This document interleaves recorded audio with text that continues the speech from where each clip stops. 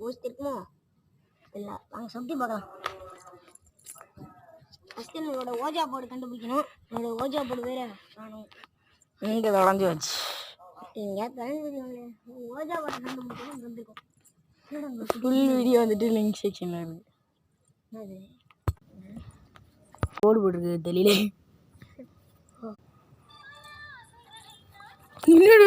என்ன போட்டுது சி கூட வந்தார். ஏன் அங்கே குட்டி வீடியோ மாதிரி இருக்குது, போய் பார்ப்போம். தங்கத்துக்கு வீடு கிடச்சிட்டு போல. நம்மளோட ஃபஸ்ட்டு ஓஜா படம் தேடிட்டு ஓஜா படம் அந்த வீட்டுக்குள்ளே வர பேசணும். ஏய் இங்கே எங்கடா வீடு இருக்கு?